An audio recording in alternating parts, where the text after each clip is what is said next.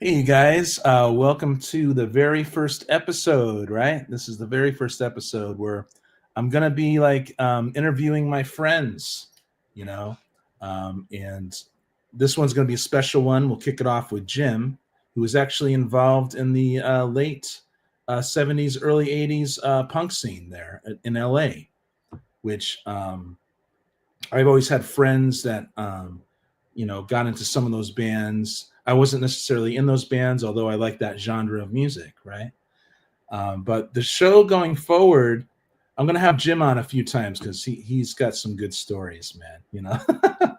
But the shows going forward is I'm gonna just interview my friends, and even if they are not in bands, that whether they're a musician or not a musician, whether they've seen a lot of shows or they haven't seen a lot of shows.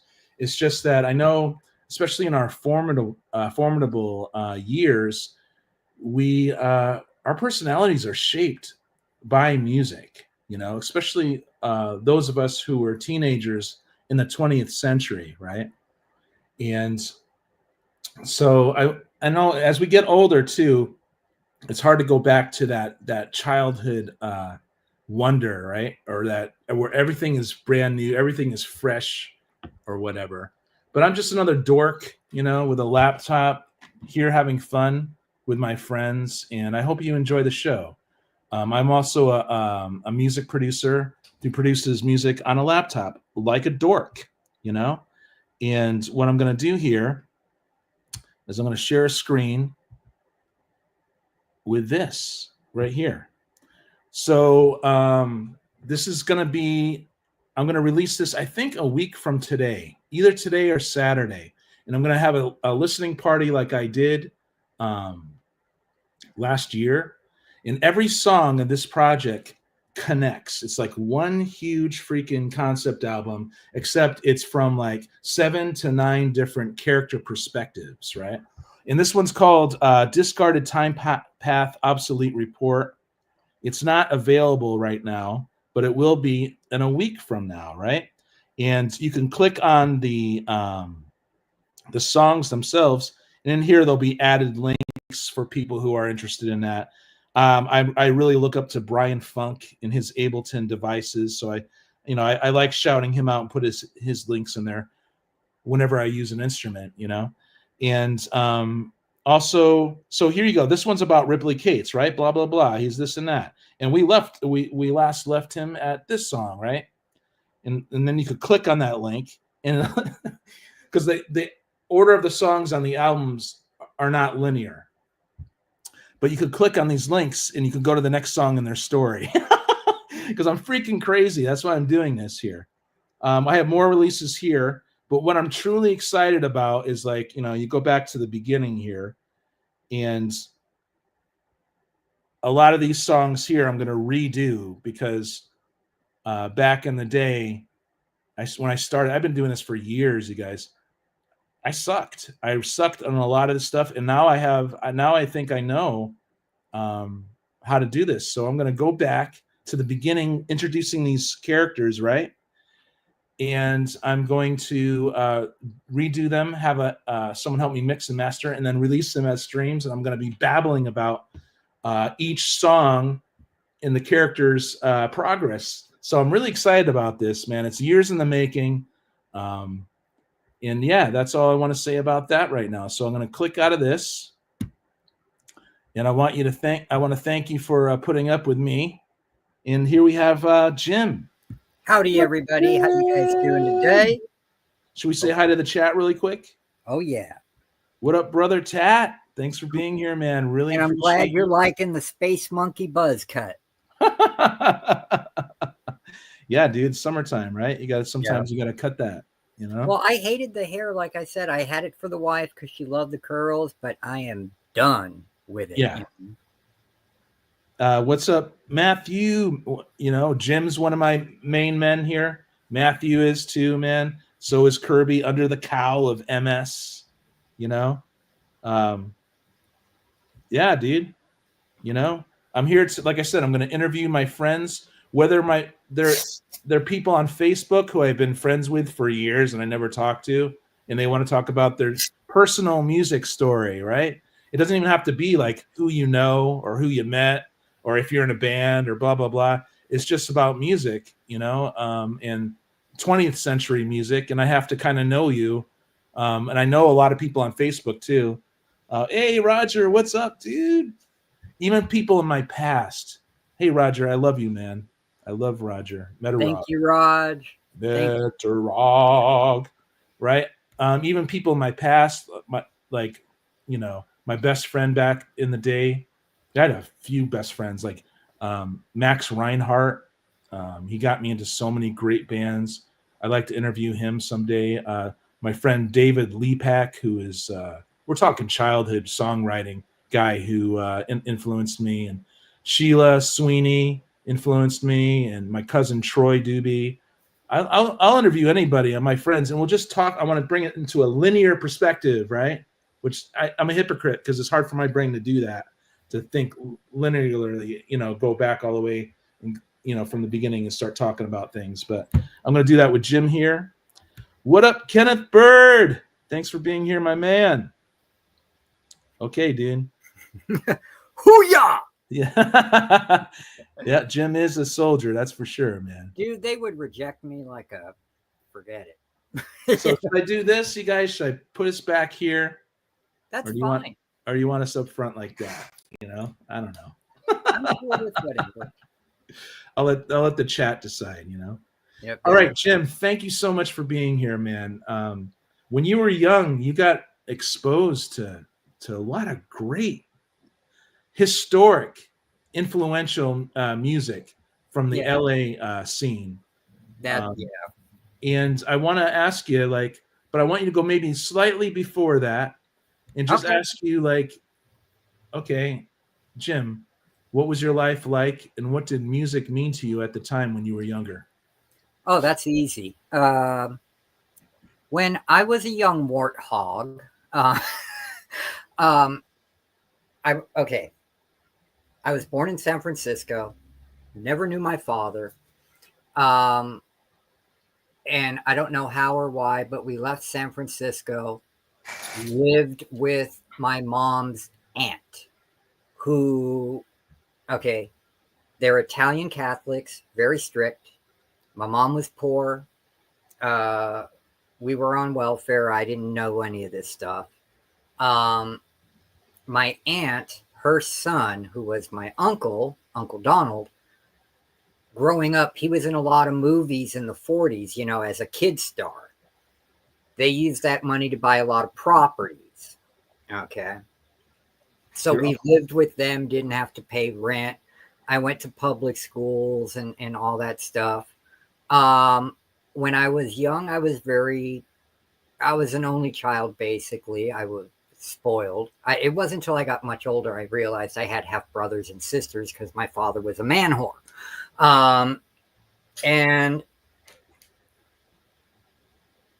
the music that people listen to in my family, like my cousin Jeff and Danny, was your typical 70s rock, Led Zeppelin, AC/DC, Rush, and stuff like that. When I turned 12, which was in May of 1979, heard about some band called the Sex Pistols in punk, and I had no clue what they were, but I thought I'd go check them out. When you were how old? 12. You were 12. Okay. 1979. That's when they made their first U.S. tour. Okay, and awesome. You could go to a concert for a big band like that for like $10. And that's with all the ticket fees and crap. $10, right? So I saved up my allowance for it. I bought my ticket. I went, and it freaking changed my life because they were up here singing about, if you listen to the words of like Anarchy in the UK or God Save the Queen, they were talking about all the horrible crap going on in England and all this, even though Malcolm McLaren formed them just to sell his crappy clothesline. Yeah. There was something in the music the energy, the anger, and it was a whole new world. And that was my first exposure to it. I never pursued anything other than that after that. Then a couple of my friends went out to Florentine Gardens. I was a troubled child. I had anger issues. Even though I wasn't punk, I was punk at the time, if that makes sense. You had the punk attitude. Yeah. For example, I was in I think it was my third period history class at, and this is when they bust, right? So I was getting bused from Los Angeles to Woodland Hills, if you know San Fernando Valley, to go to junior high. And we were taking finals, right? It was a final in history, and it counted for like, I think 60, 70% of my grade. And so I took my final, I brought it up, and I said, I need to go to the bathroom. And because I really had to go. And he's like, no, I said the rules at the beginning of the class. Nobody leaves until everybody's done. And we kept going back and forth like this. And I'm like, no, you don't understand. I really need to go. You can go with me. I'm not putting answers in the bathroom or anything like that. I need he just didn't want you cheating, right? Yeah. Yeah, I need to fucking take a leak. And he said, you walk out that door, I'm going to fail you.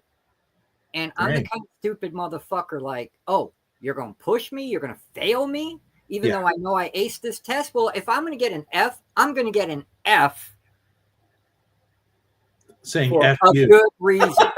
No, for a good reason. If I get an F, it's going to be so F I pissed on his desk. I literally pissed on his desk in front of the whole class. The girls freaked out. The guys laughed. My parents, That's some anger.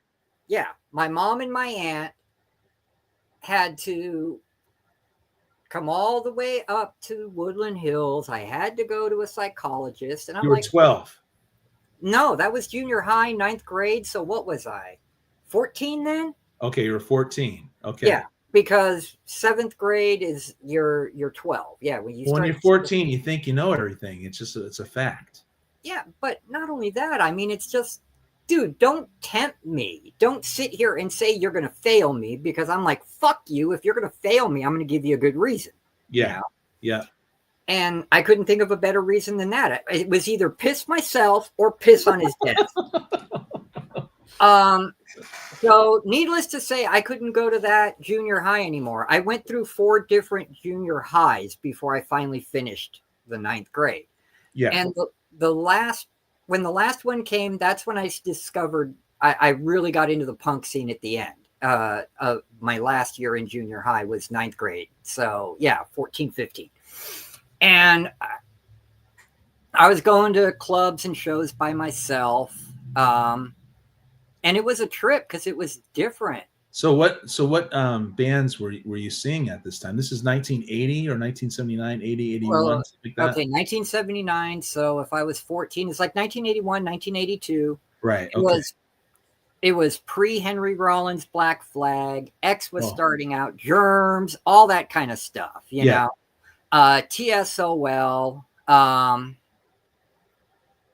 Circle Jerks, stuff like that. Oh yeah, Circle Jerks. And I got a good story about them, but I got to get to that.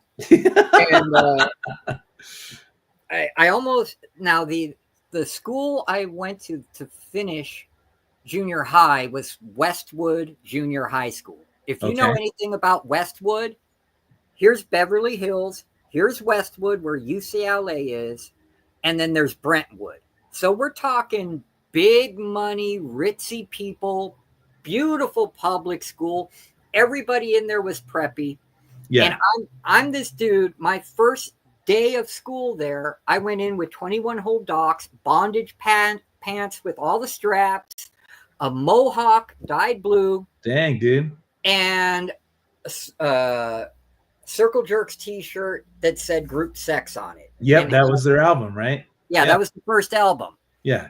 And I was walking around with this chick named Sadie because she was kind of punk, and we were talking and shit. And dude, the entire school was following us, pitching pennies, all kinds of stuff, like Hate. trying to provoke me, The hate.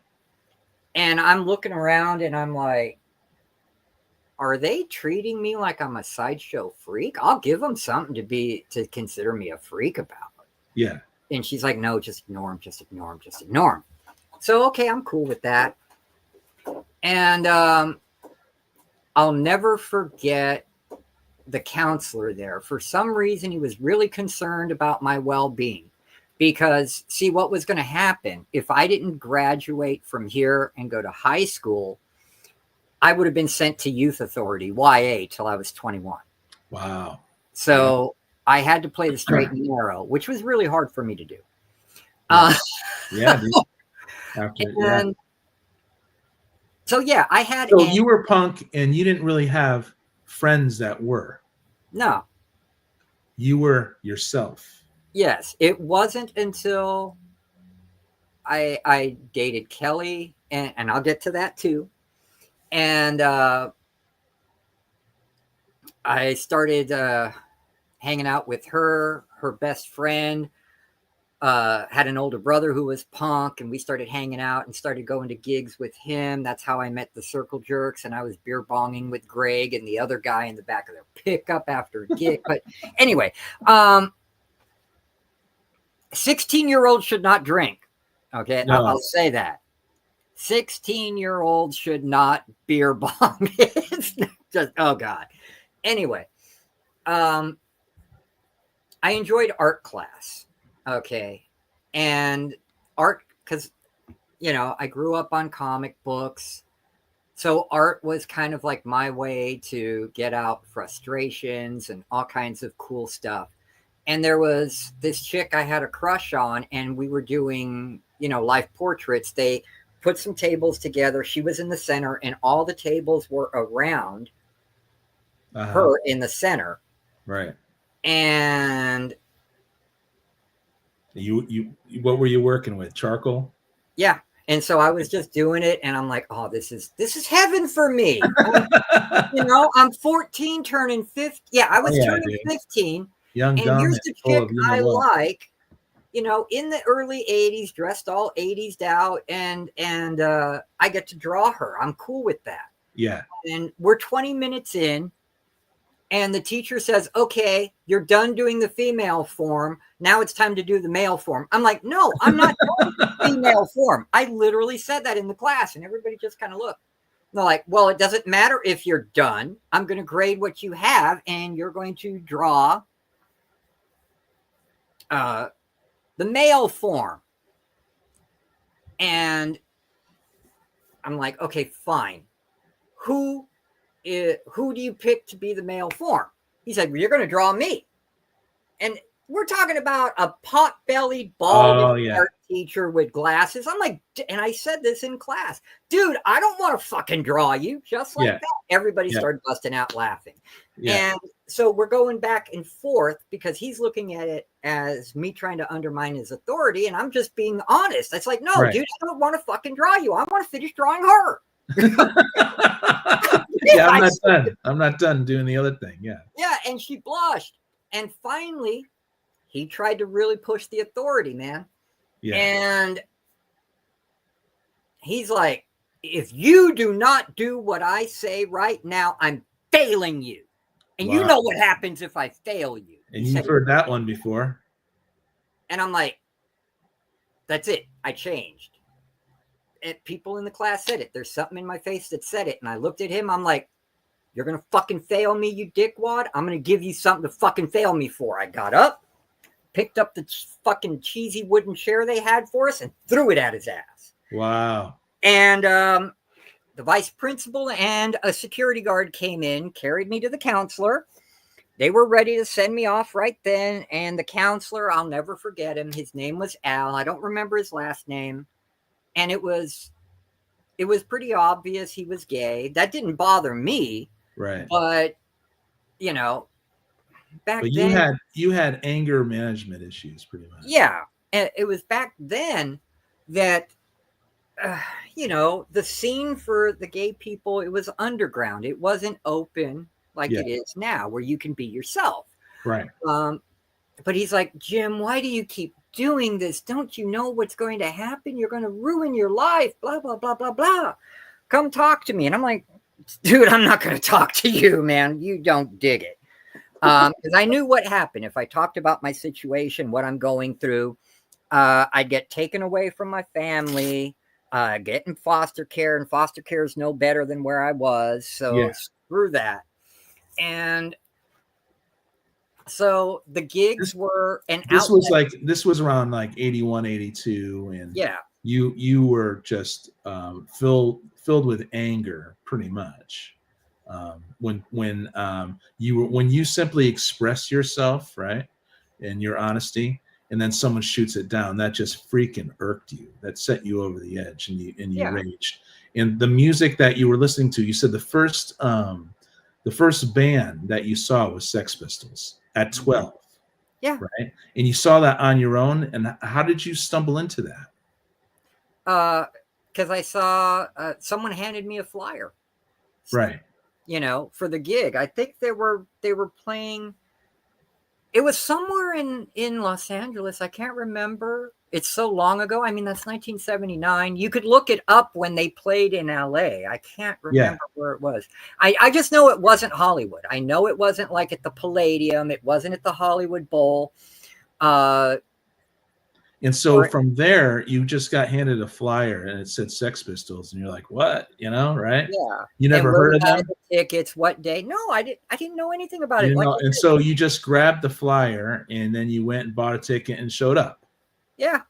and then And it and but I didn't get to actually talk to any performers or anything. no, but I mean, you were 12 years old, Yeah. and you walked into a Sex Pistol show at the height of their energy. Yeah, and I find people feeling the same way I do, angry and frustrated with their situation and the way things are, Yeah, and they weren't doing anything to change it, and it may yeah, have been all manufactured, at least with the Sex Pistols it was. yeah, But then through them, I was able to discover other bands like Black Flag that always talked about what was going on, you know, and always talked about all the other stuff, you yeah. know, very political. I considered people think punk was anger and hate in the beginning, and it wasn't. It was very, Well, I remember as a kid, just I was more into heavy metal, and I kind of listened to the Dead Kennedys, and yeah. stuff like that, but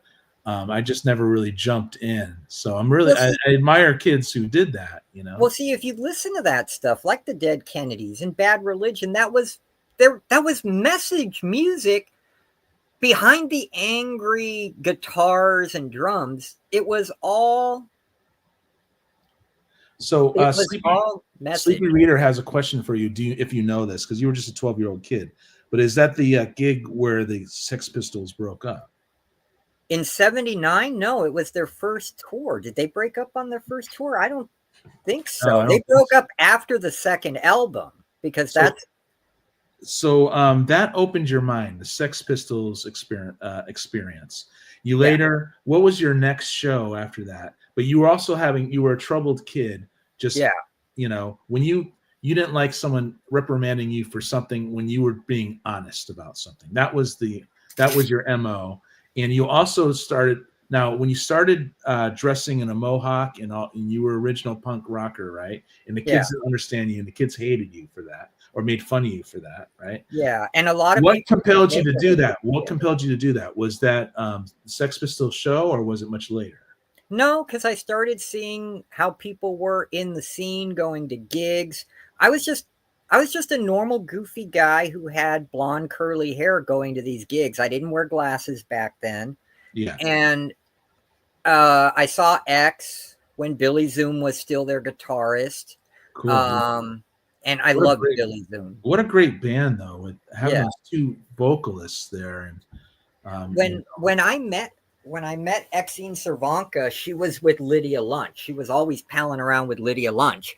yeah, And that's Lydia another. Lunch is the big outspoken in your face. Yeah, And The war never ends with her. Right. Yeah, and what I came to found out is she had absolutely no talent.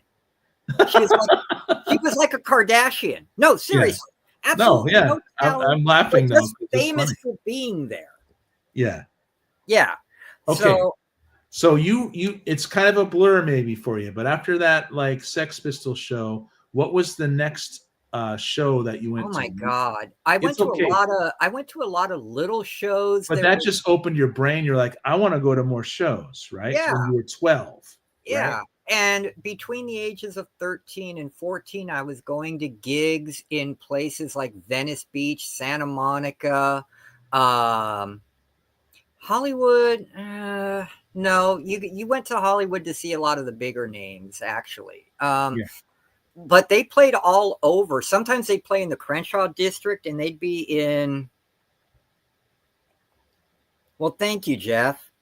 I'm lucky that I do remember what I do, considering all the drugs I did. I mean, and drugs flowed freely in these scenes because I wasn't the only person who was a troubled youth. There were a lot of disaffected, disenfranchised, troubled youth.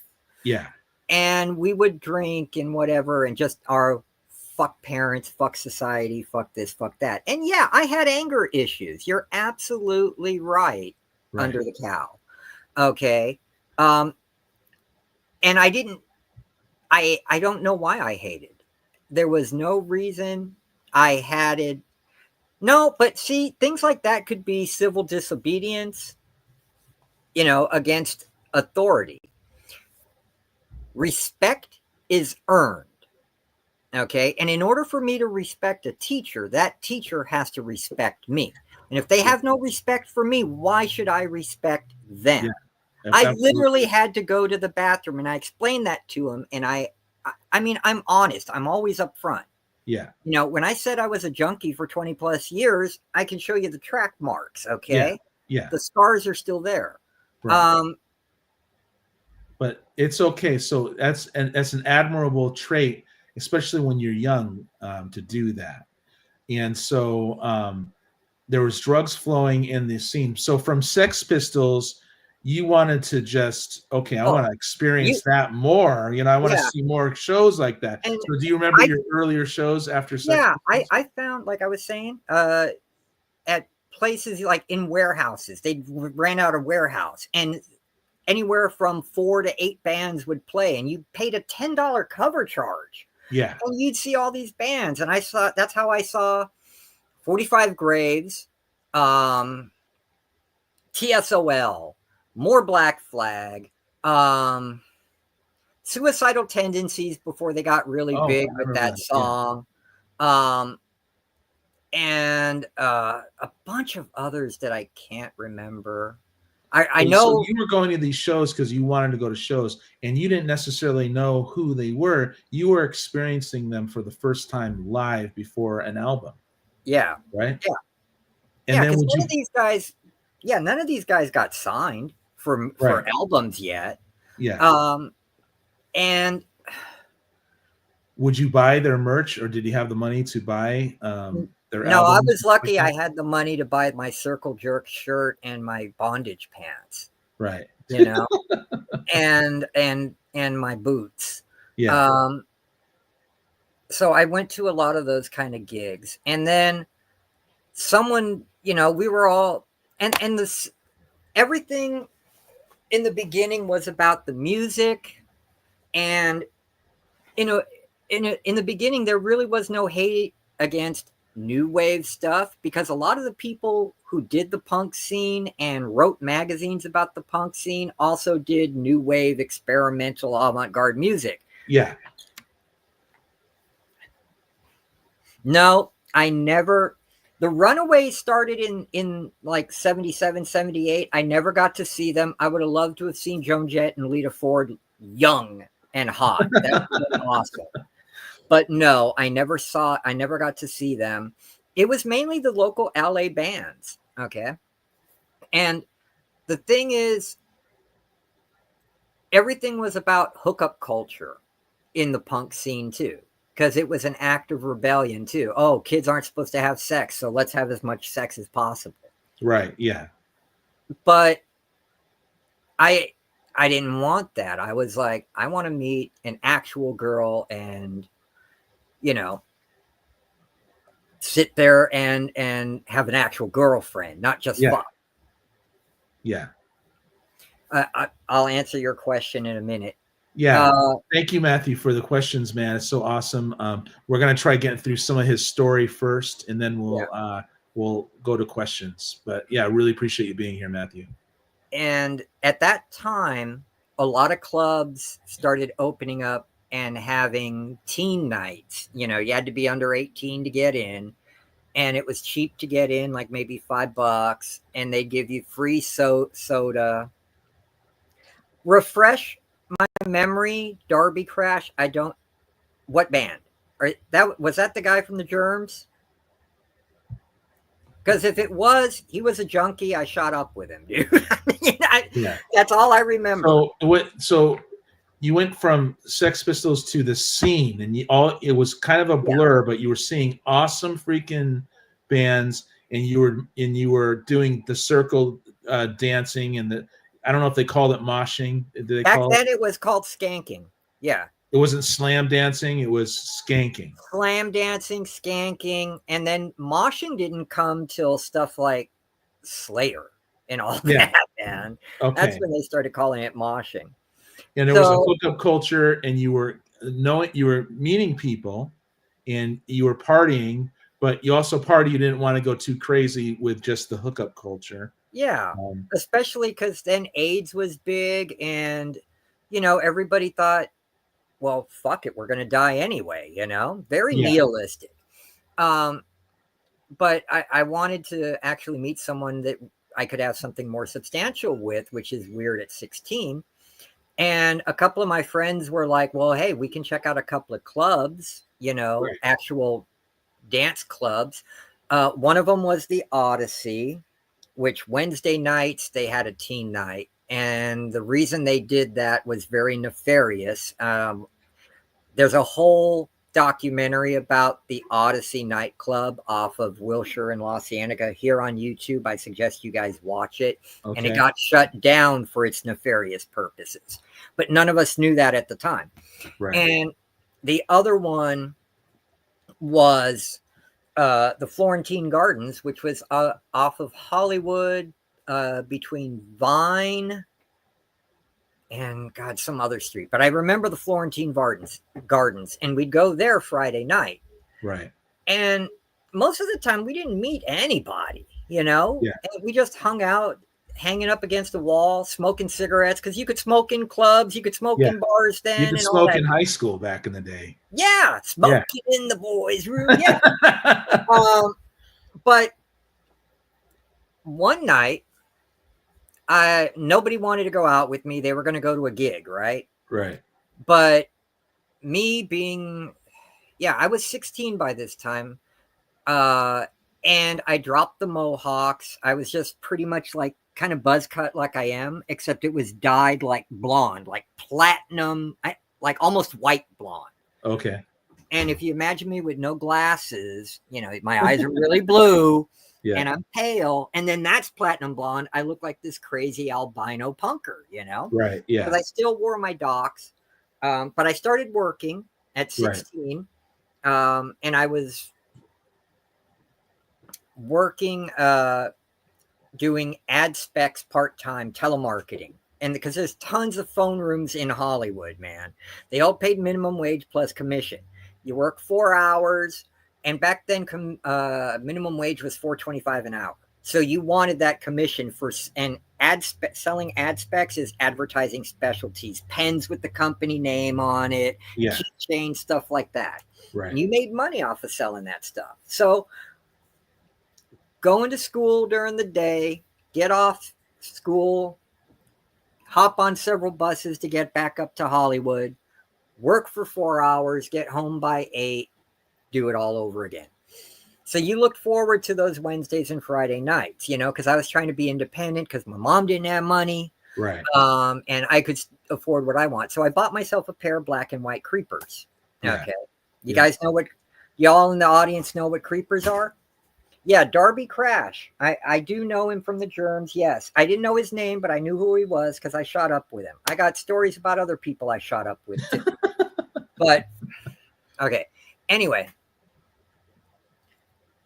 I go to this club, the Florentine Gardens. It's Friday night. I was by myself because no one wanted to go. They didn't have any luck the other 2 or 3 times we went.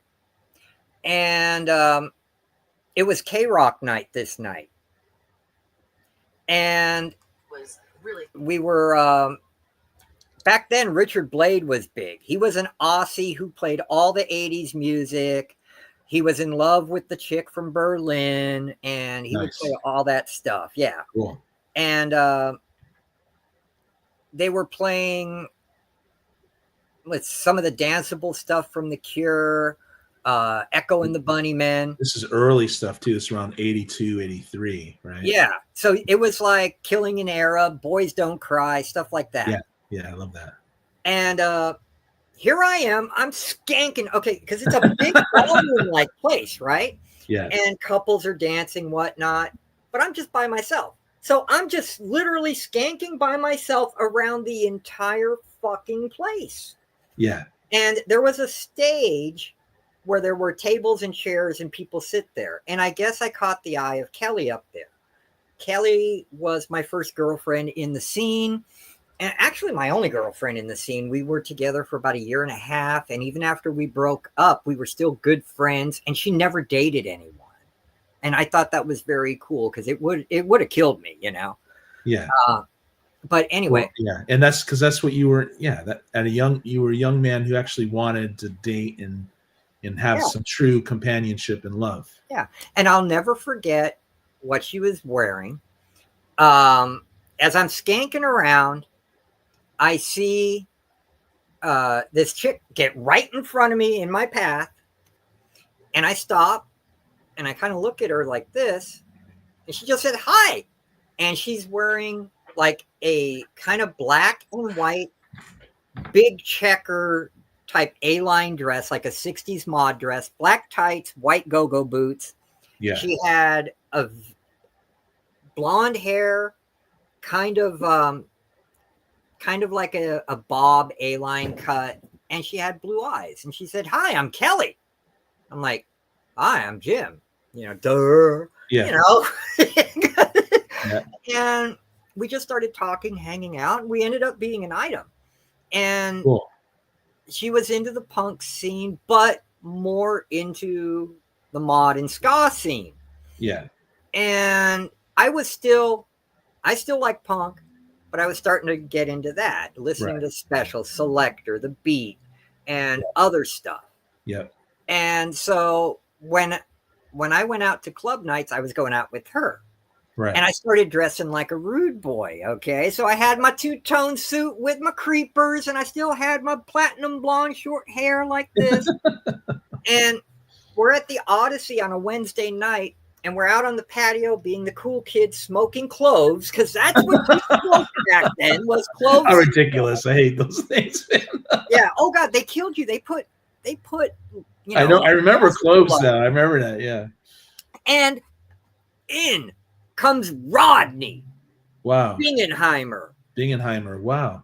And old as fuck, wrinkly, but he still got the Beatle mod going on. Yeah.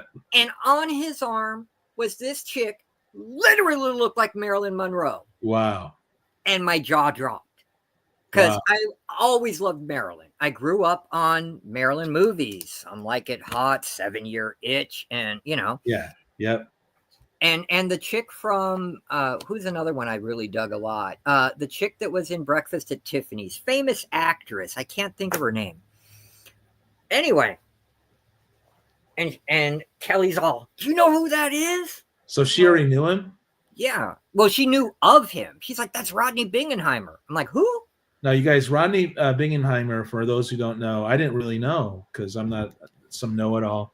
Biggest motherfucker, knew everybody. He was the unauthorized mayor of Hollywood, literally. Yeah, pretty much. Mayor of Sunset Strip there. Yeah. And he kind of was just Audrey Hepburn. Thank you. He worked on the street. He was a natural person that people really liked, and he managed to get in with the Monkees, and he was like he was on that show as a backup for the Monkees, and he just in all throughout the 60s, 70s, and 80s and 90s and into 2000s, he was just a really big player as far as Yep. discovering new bands.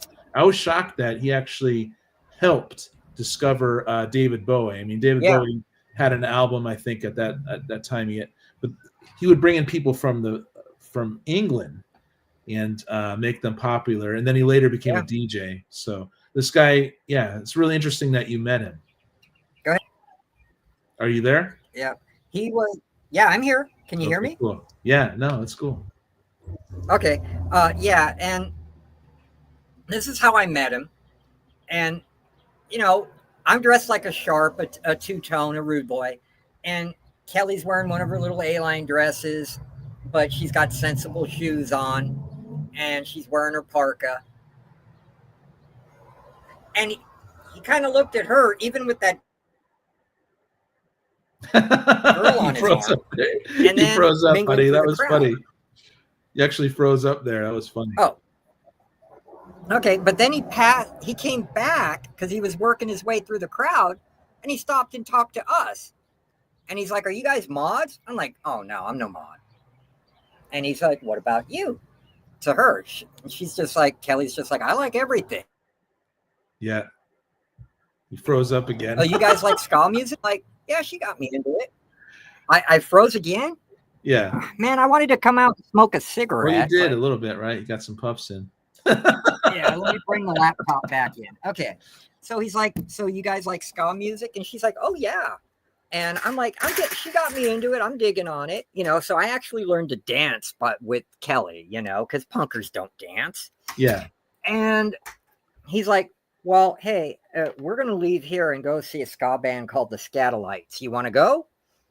And he was looking at her when she said it. You know? He's not looking at you, right? Yeah. And I'm like, "Dude, you're not taking my woman, okay?" Because, you know, me. If you look at me, I'm like all of 125 pounds wet. And I don't But you know had who this anger guy management is. issues, yeah. And he's already got a hottie on his arm and he wants to take my hottie too. Yeah. And Body, boom, body. she was like, "Well, yeah, we want to go," and put her arm around me. And he looked at me and he looked at her. He's like, "All right, let's go." And so we hopped in his limo and we ended up going to see a band free. And he went backstage. He took us with him. There was an entourage. There were people waiting for him there. Yeah. I didn't know who this guy was. You didn't know who Rodney Bingenheimer was, and this guy, I guess, had that natural knack that people, even amongst his peers in the mid '60s, when he was doing this thing, they would just kind of like gravitate towards him because he was such a nice guy and he was very charismatic and yet quiet and odd, but seemingly very honest somehow. Like very low speaking voice, but it carried. Like like an Andy Warhol kind of guy. Yeah, and so we started going to clubs with him, and we started going like, dude, we got to see. We got to see the. Oh, I have a bottle of water that is losing condensation, and I was like, what? But anyway, we started going. That's how I saw the Go-Go's before they did their first album, was with Rodney, because he helped discover them and get them gigs at the Whiskey and whatnot. Go-Go's, well, that is so awesome. And before the Bangles did their first 4-song EP, he had all this energy and they were just coming through. And Rodney would find these bands, right? Yeah. And then he's like, "Do you listen to my show?" I'm like, "What show?" He's like, "K-Rock. I'm on K-Rock Saturday nights from 10 to 2 in the morning." And I'm like, "Oh, cool." Because I didn't listen to radio then. You know, I went to the gigs and I hung out with my friends and we listened to what we listened to. Yeah. And it ended up where I learned so much about music from him. He exposed me to great British bands like XTC. Yeah. and people like Brian Eno. He That's brilliant. even stuff I never heard of from the 60s. Like everybody knows Frank Zappa, right? Right. Yeah. But many of you out there may not know Captain Beefheart. Well, Captain yeah. Beefheart came before Yeah. Zappa Yeah. and was even more eccentric and weird. Yeah. Okay. Yeah. Could be part. And just all kinds of stuff. I mean, we got the British invasion So, of did you get to meet some of these, celebs before they became celebrities? Pretty much. the only one I got to meet through Rodney was Nina Hagen. You guys Okay. know who Nina Hagen is? Anyone in the chat? She did a song in the 80s called I Want a New Toy. She was a German chick. She was into the punk scene in Germany, came over here, and she got big here. Yeah. Yeah, but Nina Hagen, I Want a New Toy. That's the song. You can look it up. So And yeah, so you were seeing Go-Go's when they were just coming out. And yeah, who else? The Bangles, right? yeah, And who and else? God, Just show after show, right? yeah, there were a lot. There were too many, and Too many. then Kelly had a bunch of friends in the scene too. So one of her best friends, because they went to a Catholic private school that was way up in the hills of Hollywood. Right. And finally, she kept telling me, I need to get a scooter. I need to get a scooter, you know. Yeah, see? Sleepy Reader knows Nina Hagen. Yeah. All right. Yeah. Someday Damien and I we're gonna interview each other or something. Yep. I can't wait. New toy. Oh, Yeah, Damien's was into all this at the same time you were, buddy. yeah. And because for some reason, okay, Kelly, if you guys know anything about Los Angeles, she lived in the Larchmont district where Quentin Tarantino lives. Okay. Very rich people. And I'm the poor guy. Yeah. And she, and like a lot of her friends went to private schools like Loyola and all that kind of crap. Right. And they kind of made fun of me and stuff. And I didn't give a fuck. I mean, yeah. But she's like, you really should get a scooter so we don't have to ride the bus. We can go to gigs and you can't party, but we can go meet Rodney and hang out and get to see all these gigs. So, fortuitous for her, but heartbreaking for me. My grandfather died at that time and left me a trust fund, and I happened to find for the first time in your life, you had some money. Is that what you're talking about here? Wow. Yep. And in the 80s, it was around 10 or 12 grand, which was quite a bit of money back then. Yeah. And I actually found a 1967 navy blue 150 super special Vespa, year of my birth, 1967, for $1,800. Wow. So I bought it. And I went to surprise Kelly, picked her up with it. And we went to see her friends. And they're like, oh, we never thought you'd get one because you're too poor. And that was, dude, no, that was it. I was done at that point. And I'm still dressed as a sharp, right? And I got off the fucking scooter. Kelly was on the back. And if you know how Vespa scooters were, they had like this big bar with two things that came down as the kickstand. And you put your foot down and bring the whole Vespa back. And I did that and I got off.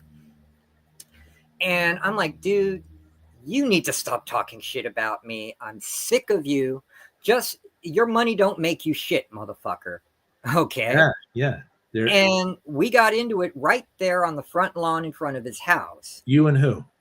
This dude. This guy who just slighted you. Yeah, that knows Kelly, and a bunch of his Loyola friends were with him, and we'd been inside his house many times. They had actual medieval suits of armor in there, not the fake shit, Right. And vaulted ceilings. And they've all lived in Tudor homes, so they're money. Right. And I didn't care about their money. I didn't care. I'm like, dude, you wear Fred Perry and think you're a mod. dude, mods haven't existed since the 60s, and the rockers beat the fuck out of you guys. Just like I'm about to right now. The dude was an amateur boxer, broke my nose, fucked me up. But I'm not laughing, no, I saw my ass was getting kicked, so I had to Yeah. fight fucking dirty. Oh, yeah. And I grabbed up some of the dirt and the grass and threw it in his face, kicked him in his nuts, got him on the ground, and just kept. I grabbed him by his hair and kept banging his head onto the concrete sidewalk and left his fucking ass there. And his Wow. friends are So you looking played at dirty. Yeah. and the friends are all looking at me like they were about to jump in. I'm like, what? You want some, fuckers? Yeah. You want some? Yeah. Because I changed. And that's why I've talked to you about this before. Well, Aaron. you have that switch that will, It's the shadow. It's the anger coming from the shadow. And and Kelly grabbed me and she drove the bike and got us out of there to her house. Wow. But we never had problem with her friends again. And she's like, I might get in trouble for this because my mom teaches them at Loyola. Yeah. But you earn respect, Yeah. That's what it's about. I have a limit. Yeah, exactly, Jeff. Yeah. We do.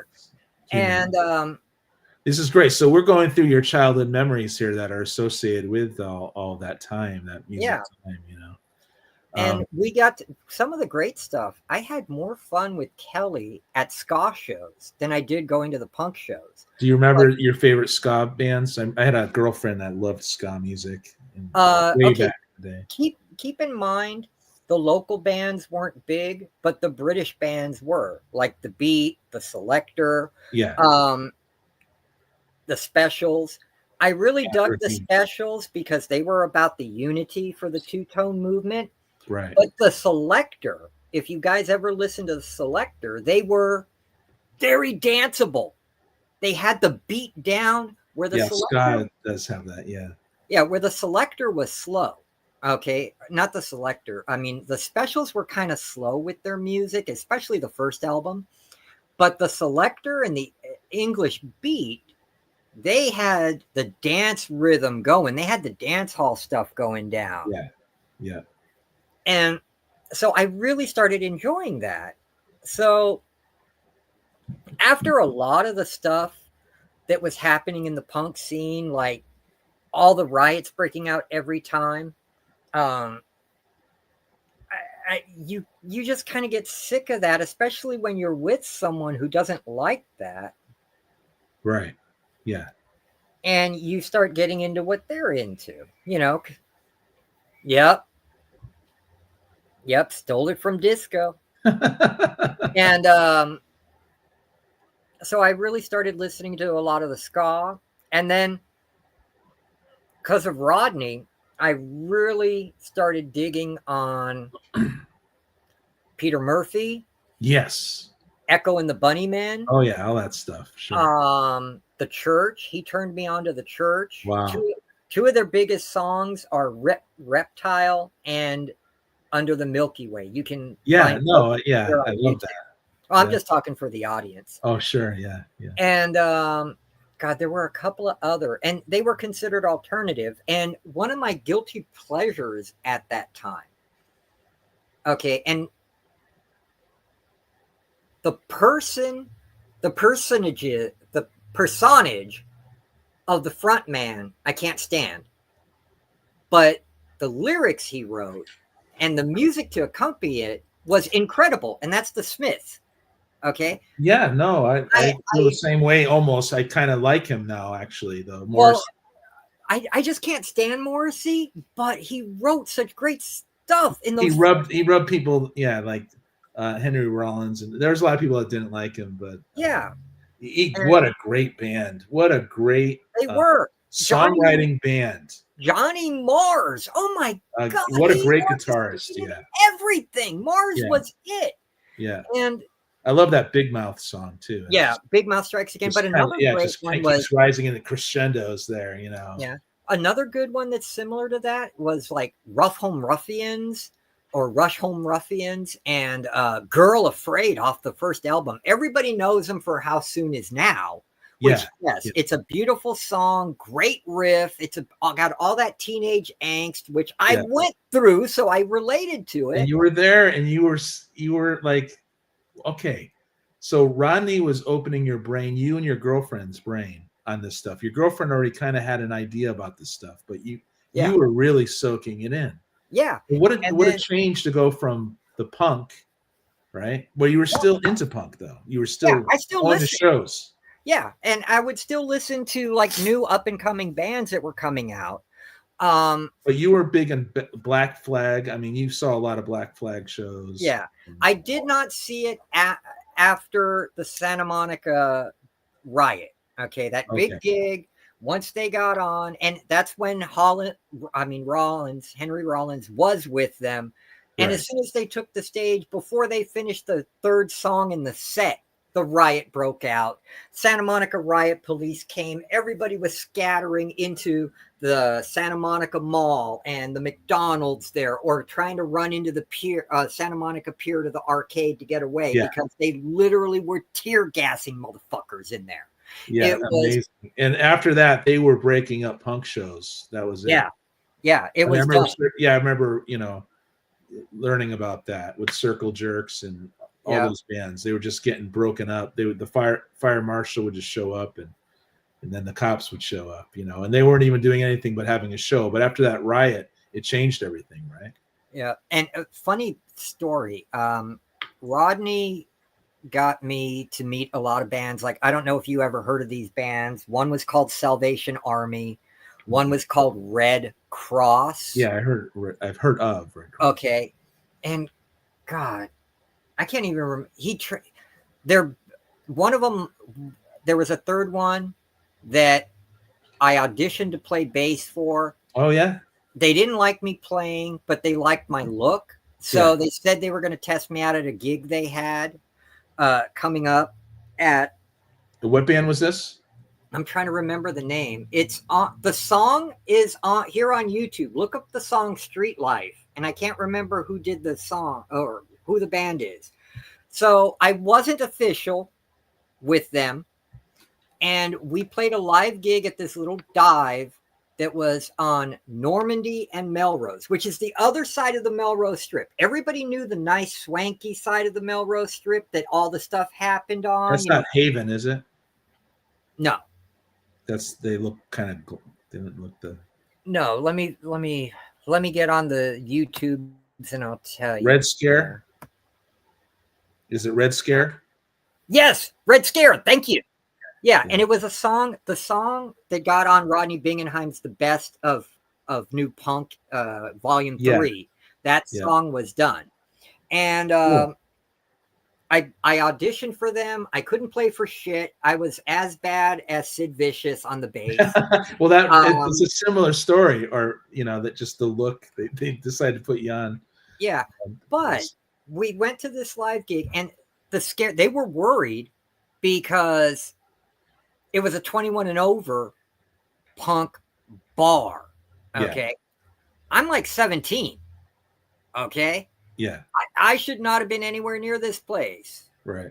Nope. Not the Crusaders. No. Red Scare. Red Scare. Yeah. It's Red Scare. And this was my first time playing. I'm setting up the bass. I didn't know how to tune it. They had people to do all that. And they're just like, oh, you fucking dweeb. You can't do all the things. Fuck. And we start playing when everybody's set up and ready. And the crowd's getting rowdy. They've had several drinks in them. Oh, okay. And I didn't like where this was going. And the whole vibe was just crazy, right? Yeah. And there was a girl in the band. And she started singing for the Street Life song, the song about the homeless kids in Hollywood that lived under the 101 bridge. And all of a sudden, an empty beer bottle hit her in the head. Like, whoa. Boom, she comes flying back. I drop the bass, I grab her, and I'm looking at everyone else, and they didn't know what to do. Yeah. And then all of a sudden people are rushing the fucking stage. To see if And she's all right. no, a fucking fight broke out down in what we call now the mosh pit, and it was filling up onto the stage. Wow. And they were going after us.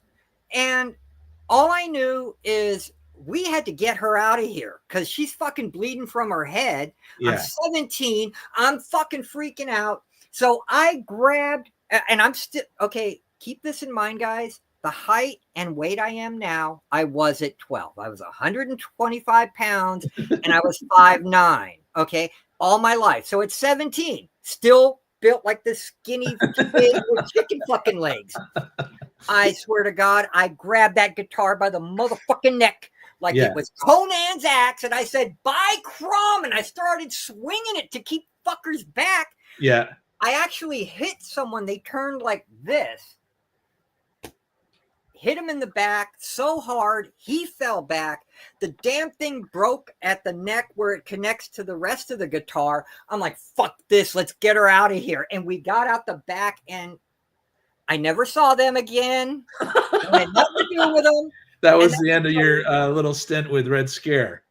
Yeah. And I never wanted to be part of the punk scene again because I just realized at that point that it started changing. I mean, yeah, there was a lot of anger, but now it was becoming evil. And if you guys have watched the decline of Western civilization, it did happen because a lot of the gangs got involved.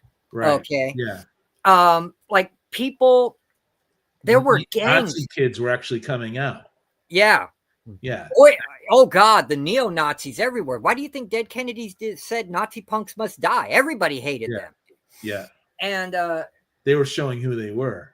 Yeah. Most people, the punks, in fact, Rodney almost got me and Kelly in that movie that Roger Corman did about the punk scene that was grossly inaccurate called Suburbia. Kind of glamorized it, right? Huh? Glamorized it? The punk kind of, but they were living in this abandoned tract housing. They were all homeless and they'd beg and to eat and all that. And they all had disaffected lives like I did. But it was so funny. They looked at me and Kelly when we went for the audition, and it didn't pay shit. It did not pay shit, but what it was scale at the time, and scale, if you don't know the music or movie industry, scale wages is like basically minimum wage, what an extra makes, right? Right. But we thought, oh, cool, we'll be in a movie about punks and we're in the punk scene, so we're a natural fit.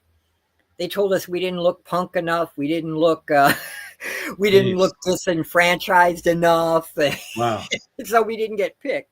Wow. And I started realizing a lot of the stuff that Rodney was doing for us was not because of me, but because of course not. Rodney has a thing for young, beautiful women. Not that he ever got them, which can be seen in the documentary. Well, in the documentary, it made it seem like he was getting a lot of girls. No, they would be around him. Not by the 80s, but the 60s and all of that. Right. Yeah, but he was already in his 50s by the time the 80s came around, or late 40s, and he was still hanging around with 18 to 25-year-olds, and they basically used him to get around the scene, but they wouldn't allow him to touch him. It was I'm sure for Rodney, it was an addictive lifestyle. Yeah, but it hurt in all honesty. Anyone that put themselves in that, you go from the 60s, right, the height of the 60s, and he was there, and he just never stopped. Everyone else, society changed, but he didn't have to. Yeah, you know what I mean, he was involved. He was like the interface between your normies and the hipsters the hipsters, right, that were the normies, and the people who were actually really popular. And no matter what, he never changed his hair. He always had them up. always.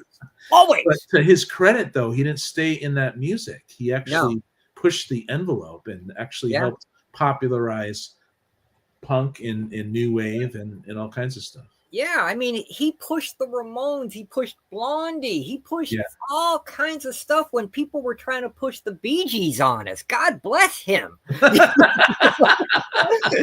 Yeah. Yeah. Awesome. And yeah, now see, that's someone I really wanted to meet. I really wanted to meet Debbie Harry and her husband. Oh God, I love her. Because when they work, her work, they jammed. I mean, it really was fast, upbeat.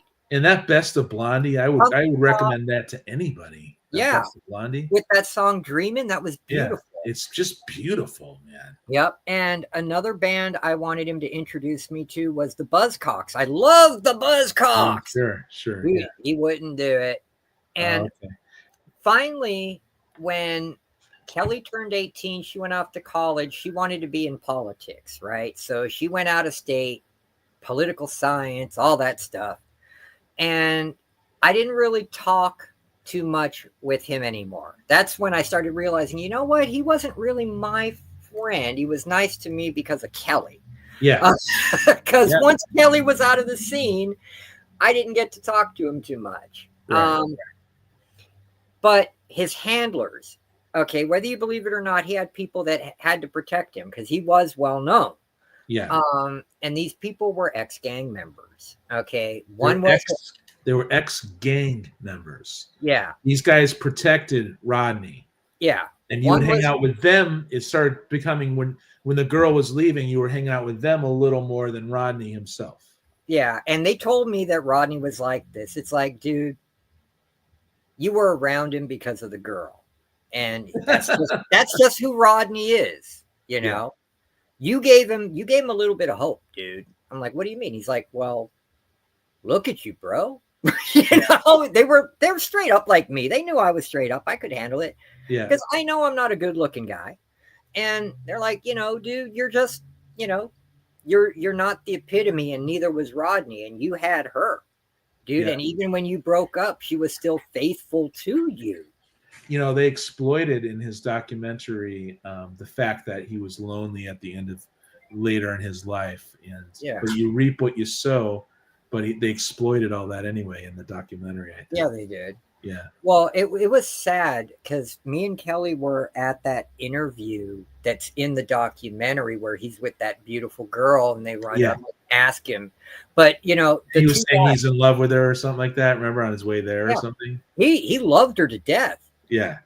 But he fell into love with people easily, with women. Okay. That was it. He had a type. He really did have a type.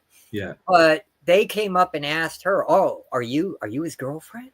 And she just kind of looked around, being put on the spot, and was like, "No, we're good friends." Documentary, yeah, for sure. And you were there in the room for that part. Yeah, because we're not allowed. Whenever people want to interview Rodney, none of the hangers-on, which they call now entourage, none of the entourage is allowed around. And that's where the handlers came in. They made sure we were out of view of the cameras. And me and Kelly weren't the only entourage. There were like 12, 14 of us that just grouped Rodney that he liked, that he wanted around him, you know? Yeah.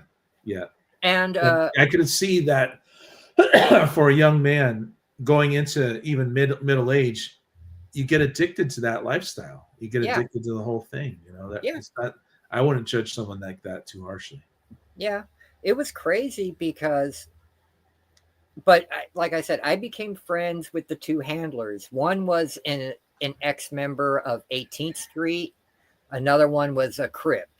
And it was funny because the dude that was from the Crips had to join the military. He got busted doing some really bad stuff. He had to join the military. Did his stuff in the military and got out. He was an expert marksman, all this stuff. So yeah, that figures that he was allowed to be around, you know, Rodney.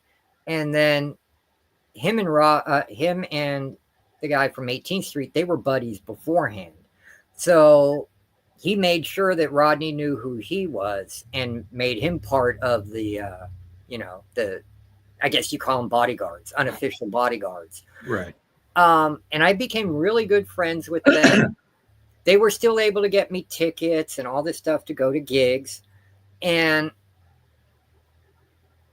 they helped me out of a really bad situation, because when me and Kelly, before I got my scooter, I didn't tell this story, and this is a true story. And I can tell it because no one was harmed in the story. Yeah, you have so many stories. Let's say this. You have so many stories that just you can't tell. Yeah, there are many stories I can't say, but this one I can. Okay. There was a Filipino gang that for some reason wanted to get me ever since they saw that I was a punker. And they act like my neighborhood was their territory, right? And me living there was encroaching. I'm like, what do you mean? I've been here since I was 5, dude. This is my neighborhood. Yeah. I live here. These are my neighbors. Being a punk rocker, or even if you weren't with the Liberty Spikes at that time, anything off kilter, people would point to as an object of ridicule. Oh yeah, and cops. It wasn't cool, you guys. Yeah, cops harassed us like nothing. Yeah. Always thought we had drugs on us, all this stuff, illegal searches. But anyway, with this story, it's before I got my scooter. Me and Kelly she came to pick me up at my house. Her mom dropped her off there. She met my aunt and my mom, and we were walking to the bus stop on Western Avenue to go up to Hollywood Boulevard. And then we just walked from there. We were going to have early dinner and then go to the Florentine Gardens and meet her friends. Yeah. And somehow, while we're waiting at the bus stop, the Filipino gang, they called themselves Santanas, like Satan with an AS at the end, Santanas. Okay. And they saw us at the bus stop. They pulled up in whatever car they had. I don't think it was a Pinto, but it looked like a Pinto. Uh-huh. And 4 of them came out, started harassing me. They ripped the Wayfarers off my head. They started harassing her. I tried to fucking stop them. They pushed me down. They were fucking with her. I got up. One of them fucking punched me back down. Another one pushed her up against the wall. Wow. And I told Keith, almost said names, I told the handlers what they did. And he's like, I want you to do this. I want you to set up a meeting with this gang, and me and so are going to be there with you. Wow. And we're all going to be packing. That's hardcore, dude. And I'm like, what? No, this was a real name of a Filipino gang in L.A. There were 2 of them, and it all started because one of them didn't like me when I was as a punker, and he wanted to fight me one-on-one. But I just got into an accident. I was in a cast and on crutches, Yeah. And I'm like, dude, what? You're gonna beat up on a dude who can't stand without crutches? Yeah. You're a big man. And you let me get healed, we'll fight. Well, we did fight. And he took the first punch at me, going right for the face. I did this, came running in, and his neck hit here. I got him in a chokehold. There was a wall up this way, and he kind of bent backwards in an awkward angle. And I kept running, ran his head into the fucking wall, and then dropped him on the ground. And I said, dude, do you really want to keep doing this? Because my docs are steel-toed. I can kick you in the face a few times. Or are you done? Yeah. Because once you get in that mode, you don't care. Yeah. Yeah. Well, he didn't take kindly to that, so he had to get his gang members to help out, So that actually happened before what the story that you told just. Yeah. Right. Okay. And so I let them know about this. So we made, and then where we were meeting, my friend Bong lived right across the street, and his brother Joey. They were well-to-do Filipinos, but they weren't part of the gang. Right. And my friend Bong had a crush on Kelly too, because it's, being a poor kid and his family owning a bunch of 7-Elevens throughout LA, he kind of flaunted that, But Kelly was the one thing I had he could never get. Never, ever get. And that pissed him off. And he's like, what are you doing? Because the three of us were sitting on a brick wall that is about this high. Thank you. In front of a big apartment complex. And the big Crip dude's right next to me. And the dude from 18th Street's right here. And Keith pulls out a big automatic. And Keith was a big dude. He was about 6'3", 6'4", and about 210, 220. Wow. And he says, this is mine. And then the other guy pulls out a revolver. I couldn't tell if it was a 38 it was a medium barrel. So it wasn't a Saturday night special. Yeah. I just know it was a revolver. And then the other guy, the ex-Crip again, handed me a smaller gun, and he said, this is yours. This is what you do. We're waiting for them. They're going to come out. I know how these people are. They're going to come out in cars.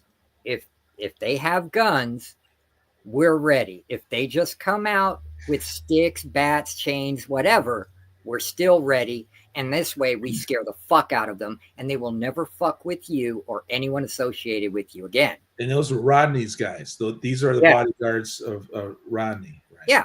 And they were legit. They had their CCWs, everything. So they could just say these guys attacked them while they were taking me home from hanging out with Rodney. They had it all planned out. And so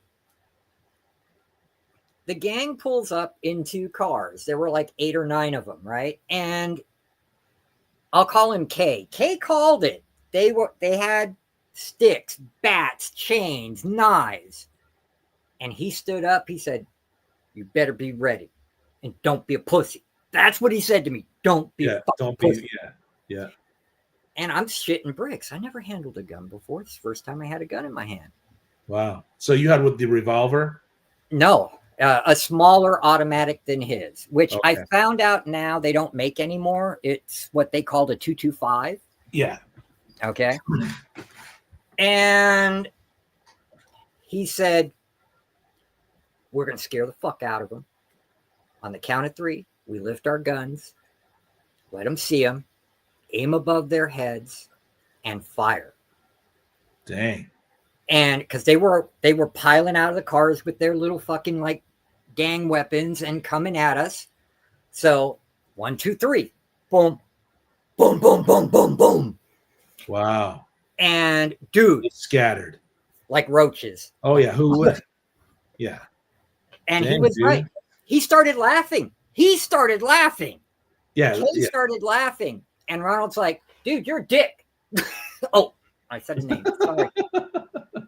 And so you were in with those guys, but you later got in more trouble with those guys, right? Yeah, where I had to leave the state, but that's another story. Yeah. Because the dude from 18th Street, they didn't like to associate with his brother because his brother was a known thief. Yeah, I know. Yeah, he's aware of that. He said no one got hurt, and so this was. Yeah, that's why we did. And also, well, he, our friend Jeff here is a former police guy too, so he understands. Yeah, and I mean, we're talking about 40 years ago. 40 years ago, and 40, no one got hurt. 42 years ago. Yeah, we didn't hit anybody. We didn't do anything. I got beat up a lot more than any damage I dished out. Okay. Yeah, you were no gangbanger. You were just a punk rocker. Yeah. And these guys were just there to back me up. And they did. They helped me out. Because of them, like when a lot of the FBI was closing down a lot of the that's true.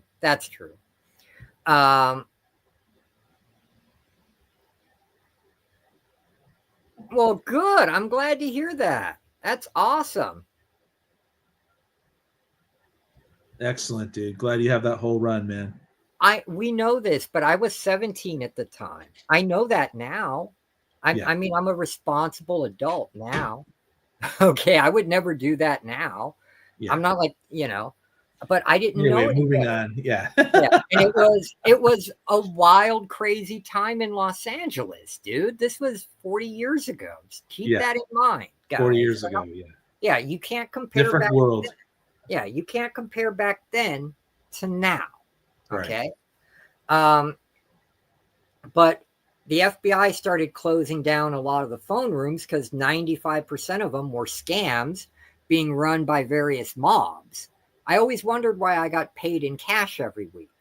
And I ended up losing my job because I went to work one morning uh,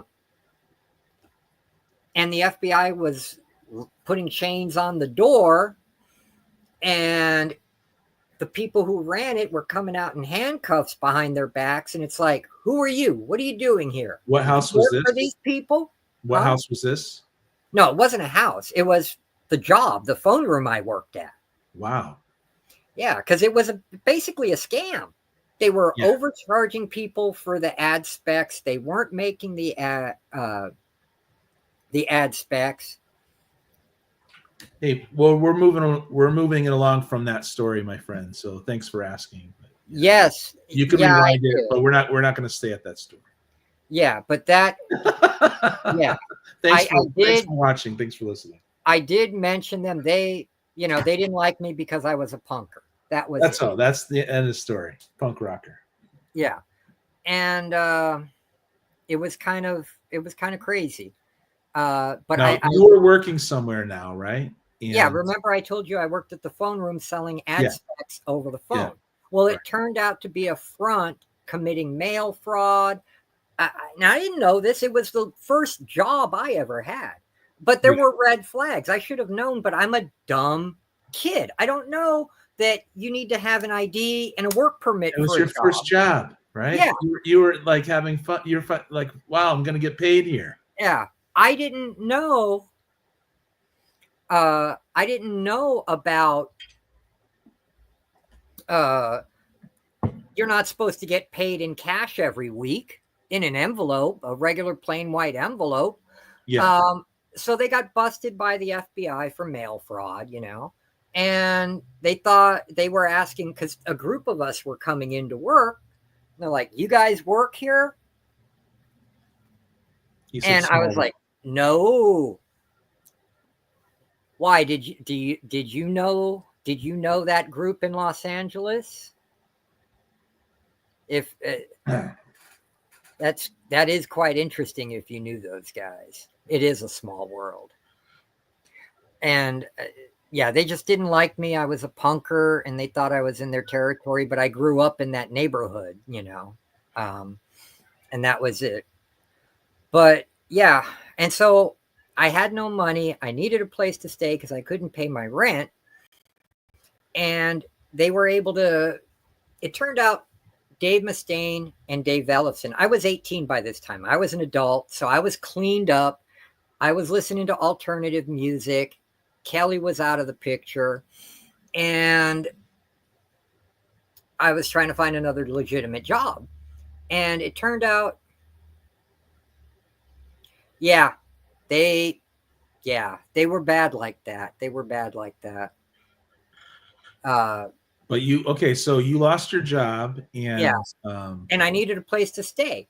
And now keep in mind these guys, K and R, they handled Rodney. Rodney knew everybody, so they knew everybody. They knew the head sound producer at Mars Recording Studio. And it just happened that Dave Ellison and Dave Mustaine were staying with them while they were producing their first EP, Killing Is My Business and Business Is Good. And they were using the money they made from doing gigs at the Troubadour and the Waters Club and all those places to keep paying for it. yeah. So this And they're is like, we're jumping up to like 85, 86, right? yeah, Yeah. Wow. because I'm 18 now. Yeah. And they said, "Hey, I got a place you can live." And he had a nice house in Echo Park. It was on the hills of Echo Park, right above Dodger Stadium. So you could go out onto his balcony and actually see a Dodger game down below if you wanted to. And I'm like, dude, living here is great. Awesome. And he knew of a legit phone room because Dave and Dave, when they weren't doing gigs and practicing, were working at that place. And so Wow. they got me a job working in a phone room since I already had experience, and it was a legitimate job. And I So was now there, you're friends with Dave Mustaine. yeah. And I lived on a street called Hobart, right near Melrose and Western in Los Angeles. I grew up there from the age of 5 till about 18, 19. So you were looking for a place to live too, or you just need you're just looking I for a needed a job? job and a place to stay. So they Wow. got me the job. I'd pay part of the rent. Dave was really cool with me. Okay, I can say I don't know anything bad about Dave. I don't. A lot of people talk a lot of shit about him. I have nothing but good things to say. And I'm not saying this because he literally saved me from getting raped. He was one of the I know that area. My friend Jay used to live there and I used to walk to his house. Yeah. Okay, so yeah, we were all in the same hood. All right. And But you have nothing bad to say about Dave yeah, Mustaine. he was intelligent. He was articulate. The man had mass knowledge on a cornucopia of talent and subjects, and he consistently practiced. If he wasn't at work or he wasn't doing a gig, the metronome was like this: doom, doom, doom, doom, doom, doom. And Yeah, he's like, and at this time he was driven to like, succeed at all costs. I think, from yeah, what I understand, he also backed off on the drink. He wasn't as rowdy and crazy. He was still that way, but not nearly as much as when he was in Metallica in those days. yeah, yeah. Um, but he actually mellowed out, Yeah, he and mellowed out. So you met him when he was kind of mellowing out, but he was still driven to yeah, succeed. yeah. He still liked to party, but nothing like he did when he was in Metallica, right? Yeah, yeah. Um, and I was there when he was voted that when Megadeth was voted most promising band of the year, and they got a big cash award. They finished the album. They used the rest of the money to go party up in Lake Arrowhead. They rented a cabin, and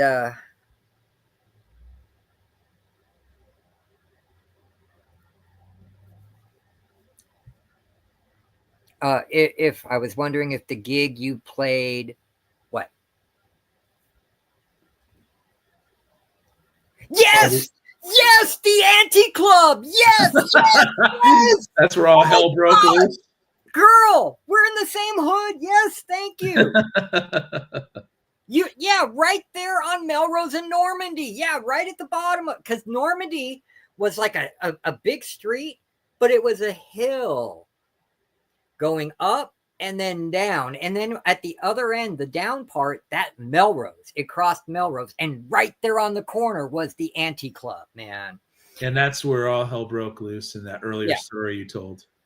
And, you know, it's one thing like being at the Santa Monica Civic Auditorium in the crowd when the riot breaks out at a gig.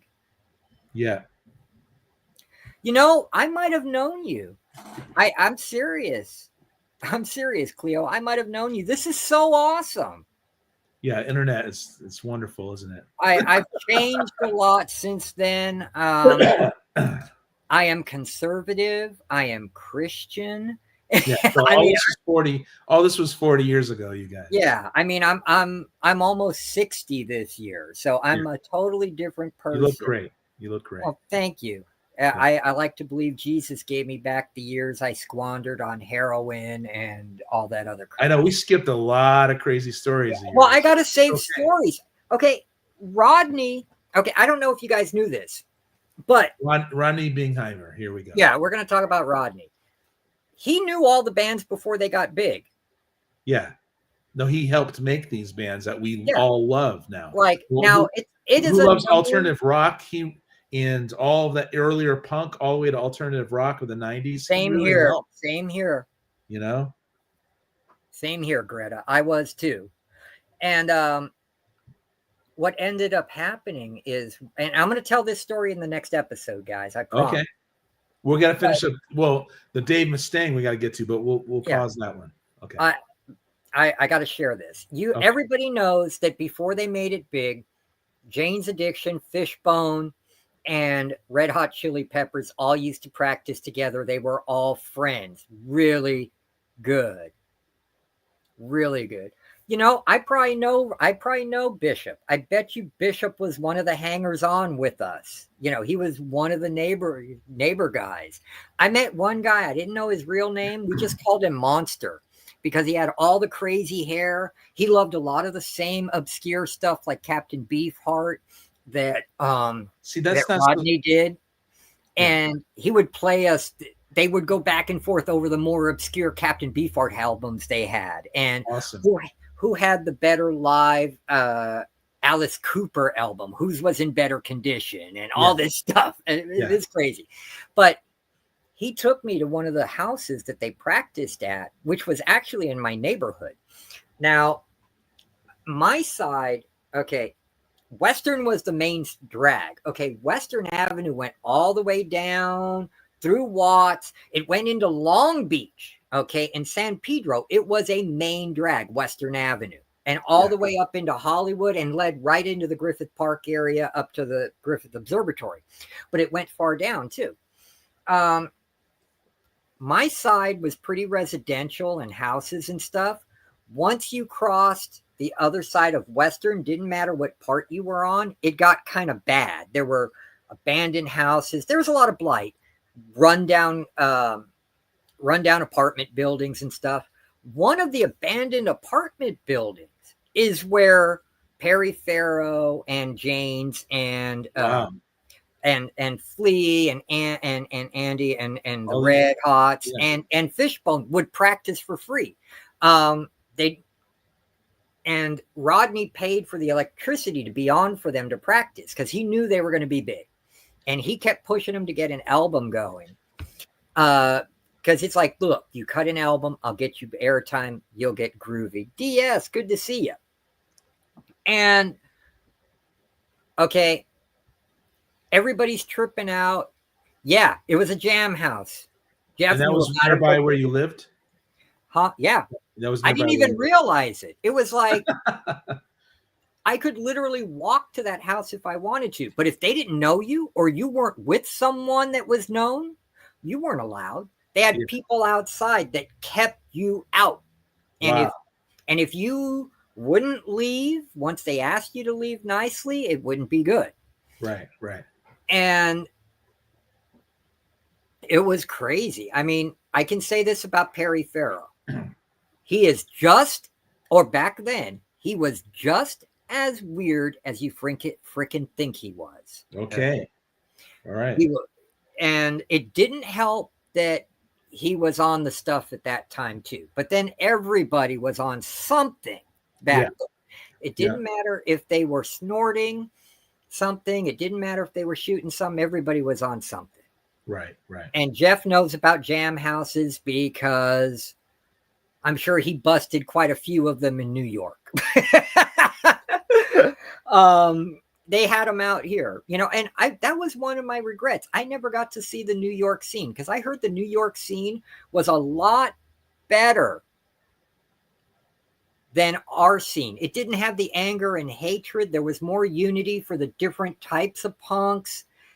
And the punks, even though they had that look, they still had goals to better their lives, where the punk scene in LA started to become so filled with the hate and violence, which is so funny for me. It's kind of ironic that because I met this girl, Kelly, she kind of changed me from being that angry, hostile person to where I didn't want to be in that scene anymore. Much like how I used to love horror movies, but now I can't stand them, It's so well, it's interesting that you were there and you actually saw the morphing of the scene over the years, over like 3 or 4 years. It changed quickly suddenly. Yeah. That anger became evil, as you said. Yeah. And because a lot of the punks started forming gangs.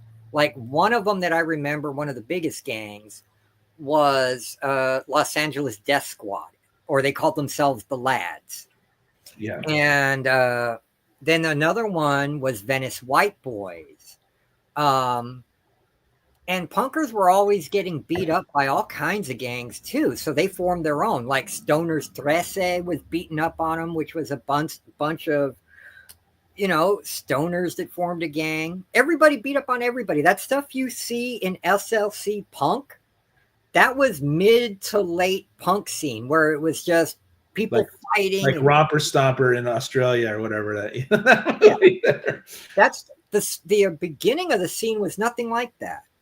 Yeah. So everything was new. Everything was like, even though your classmates despised how you looked, but because they were awkward, they felt awkward by it, and so they made fun of you.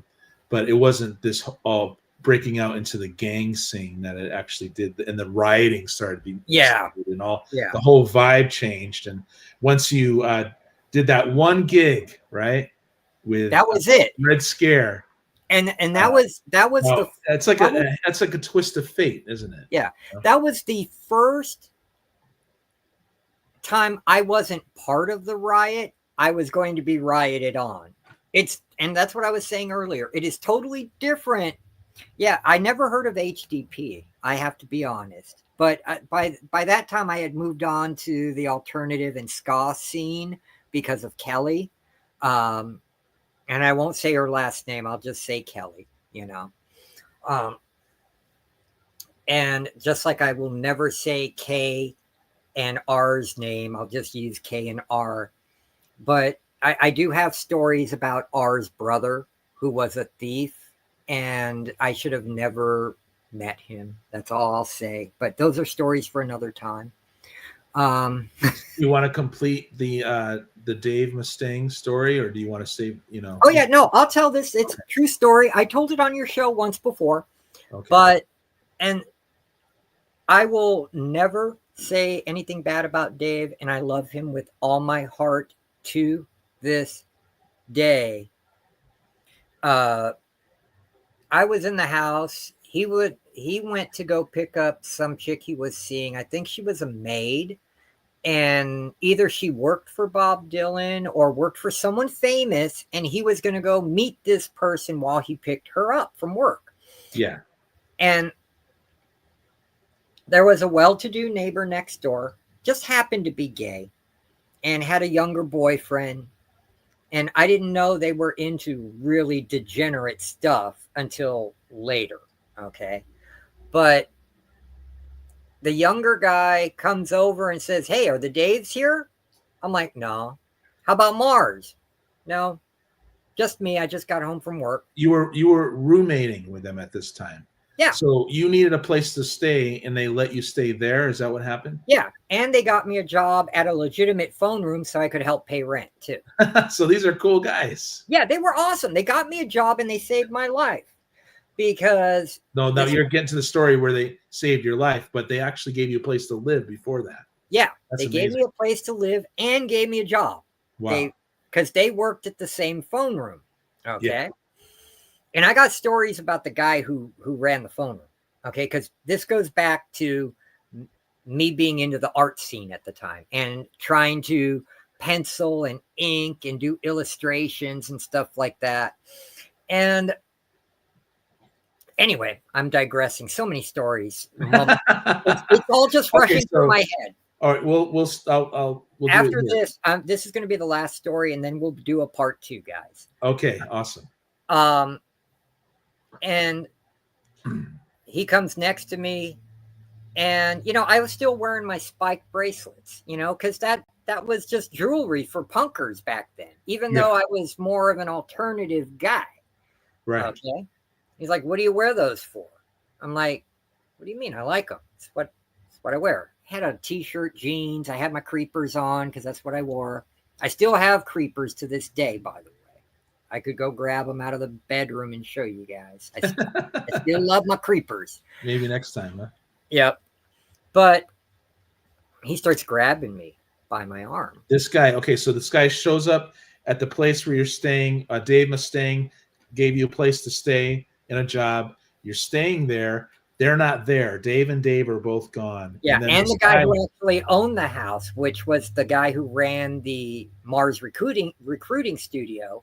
I didn't know his real name. We just called him Mars. You yeah. know, And that might have been his last name. you didn't know really, you knew of this guy, you kind of knew him, but you didn't know like how much of a degenerate he was. Yeah, This guy who's about to assault you. yeah. That's all we're gonna say is he tried to exually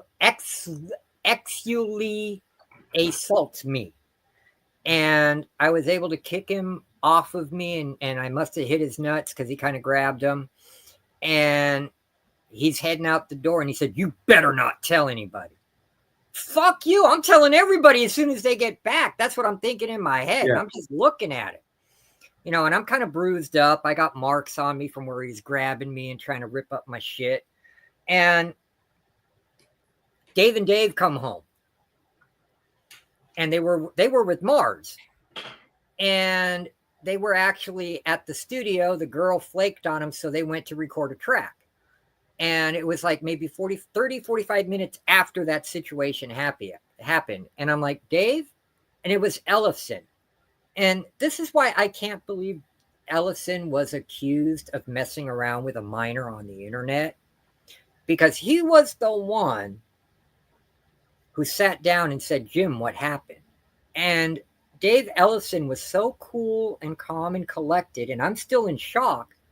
Yeah. But he made me feel at ease and chill, and I was able to tell him every little thing that happened.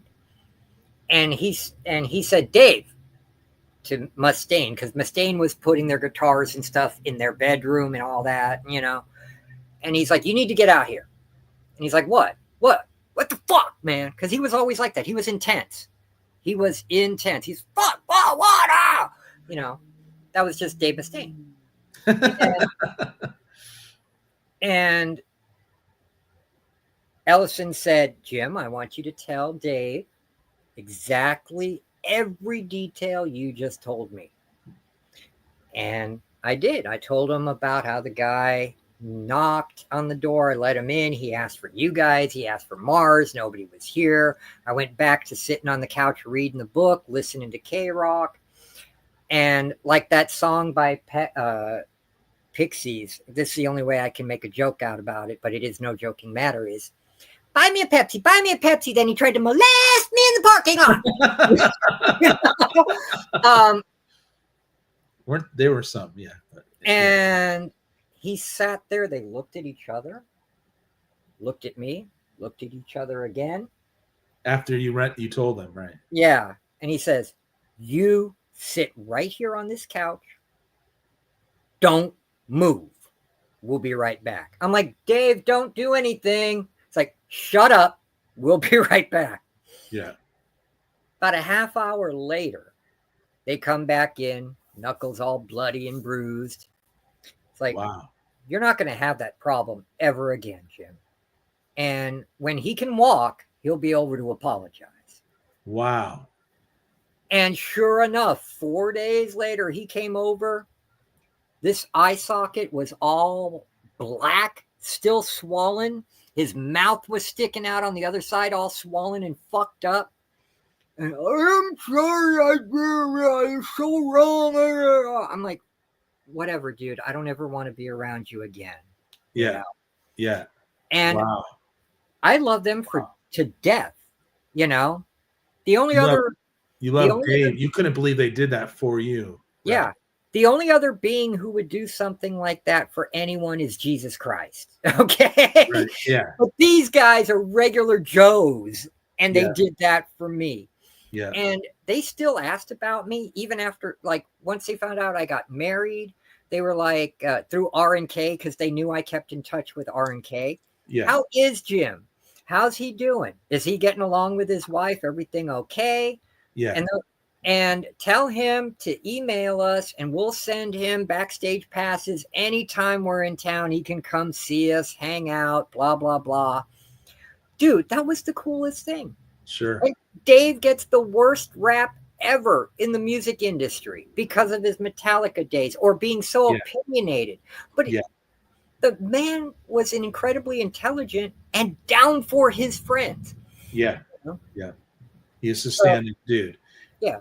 Yeah. And I'm going to end it on that because talking about that story still, even though I gave it to God, it still fucks with me. Sure. Yeah. I You don't can't get believe over. when someone is doing that. It's just, and it's seemingly out of the blue. And Yeah. then you're trying to reconcile what happened afterwards. That must have been devastating, dude. Missing Mars, the only money you owe me is $20 to ship. I am not selling comics anymore. I'm giving comics away. So you don't pay for your comics, Missing Mars. You just send me $20 and I ship them out to you. Okay? I want to Uh, thank everyone for joining Jim and I. We're going to do this again. It's not Gemini. It's Jim yeah. and I. There is going to be a part 2 because I still have to talk about Perry Farrell, Red Hot Chili Peppers. I have to talk about. I got to talk about Fishbone, and Fishbone was so fun. They were clean. Okay, Fishbone was a really clean band. Okay, That's and really good. Yeah, yeah, he was. No, yeah. they screwed him over. They screwed Dave over. They did. They screwed Dave over.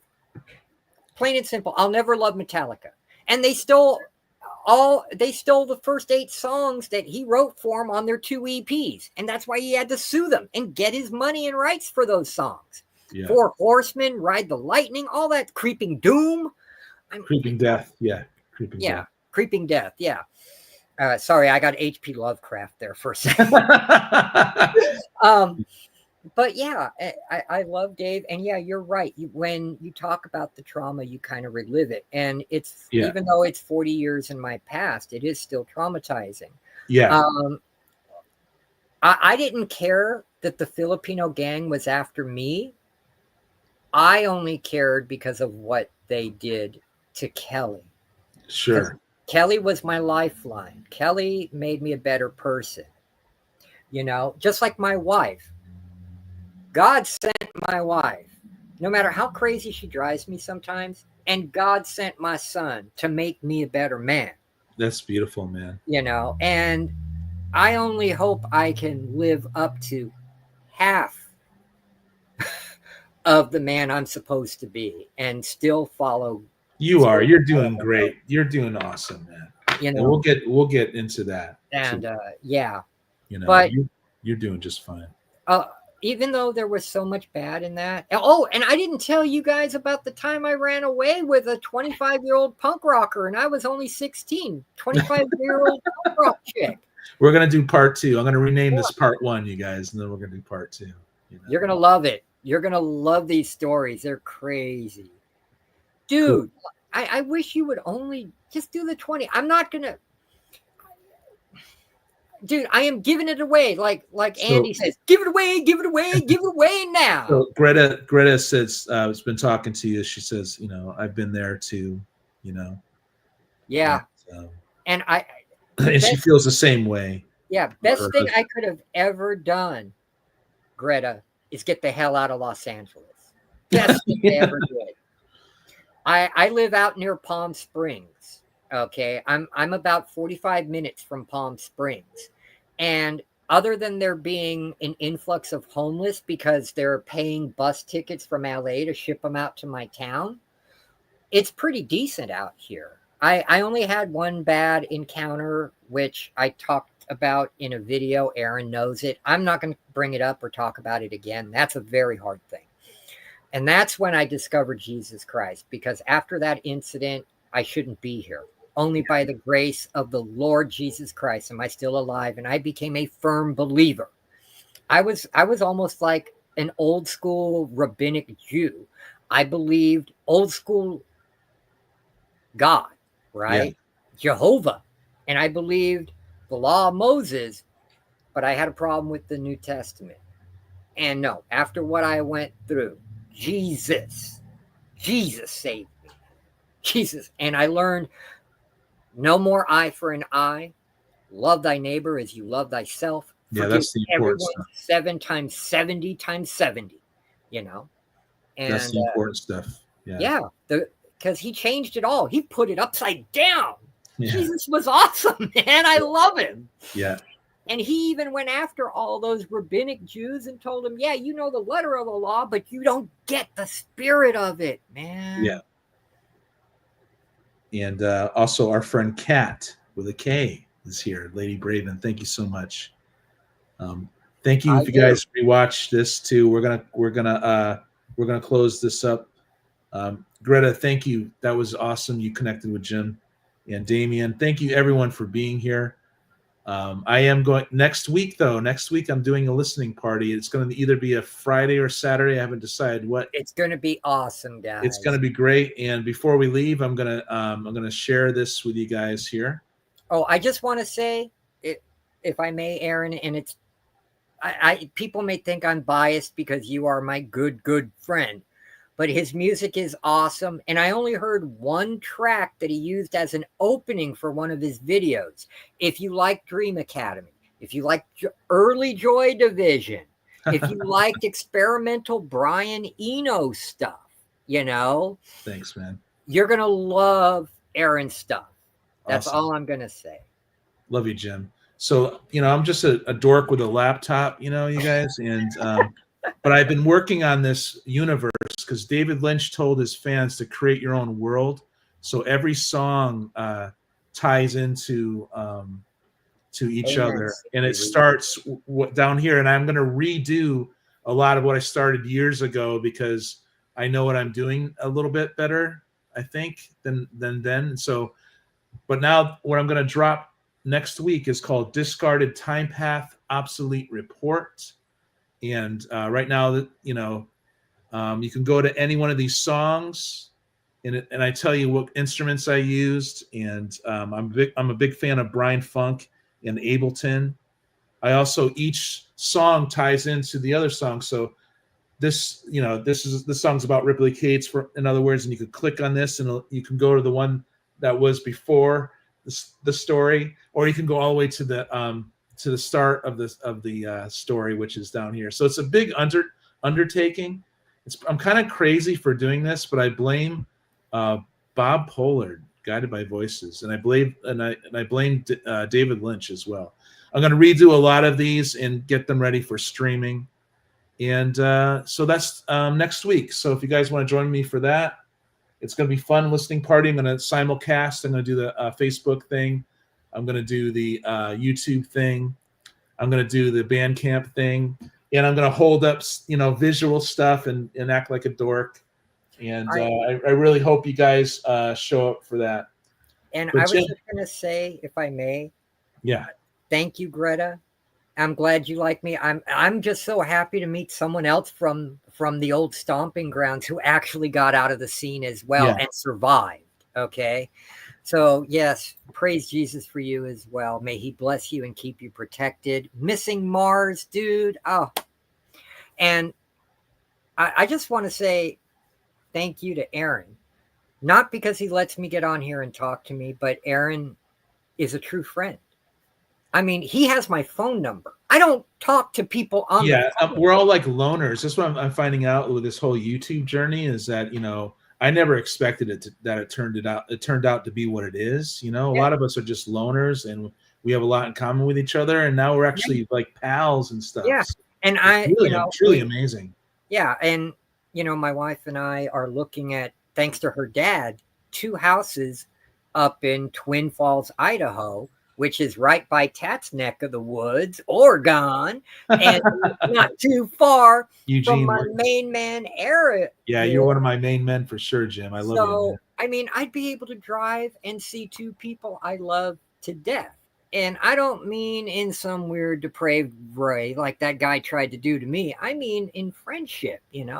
Because if it wasn't for Aaron, I wouldn't have learned about, same here, other than married loner. That's 90, a lot of us. A lot of us. Yeah. 90% of the time, Greta, I have a job that allows me to work from home because I can do everything on the computer. And even when I do meetings, I do a Google Meet meeting. And I look nice in a shirt and tie, but I'm in my shorts underneath like I am now because they only see you from up here. And this is why I want to interview a lot of friends, just and about have it be about 20th century music and And you know how it that. shaped you when you were younger. I think everyone's important, even if you never played an instrument or went to a lot of shows. Yeah. For me, I did both, but I didn't do it a lot, but I did both. And I also was in bands and stuff, but I was mostly a loner listening to music on my own. And I want to, I want to share that. I want to hear other people's stories and stuff like that. So this is really something, Yeah. man. Really something. We unite through our aloneness, but Aaron made me realize the joy of just reading and collecting comic books. Because before, about 3 years ago, I had a different name online, and I was a big seller. You know, I would buy and sell and buy and resell and slab to make more money, and I hated it. Yeah. And I started, Aaron showed me, hey, you can just sell books, but at $2, $3 each. Keep what you love. What do you really love? You got to think about that. And that's another thing. Aaron always made me ask questions that made me ask myself, Jim, what the fuck are you doing? What do you really fucking And now love? look, Why are you back in? and Jim has And been. I loved that. He He gave knows me this growth. the golden. He knows all the vigilantes from the golden era. He loves the obscure indies from the '80s. So it's like, you guys, this is really awesome stuff, man. I love your videos, Jim, and Thank you. yeah, And one of my favorite indies from the 80s is Baker Street, because yeah. I have some of the Baker Street from my friend Dave. all the good stuff that happens in this, the good stuff, like Honor Among Punks and all that, that's what the punk scene started out as. It Yeah, did have honor, you know? Nah. we're gonna let you guys go. We're nearing the 2 hour mark. I like to keep it under 2 hours. Um, thank you so much, Greta. Thank you, Yeah, Tat. Thank you, everyone, man, for being here. Thank you, Tat. I'm going to interview Tat as well. I that's have going to be friends to awesome. interview, man. Friends Yeah. to interview. God bless everyone. Deuces, everyone. Love you all, man. Deuces. Hope to see you next week at my listening party. Later.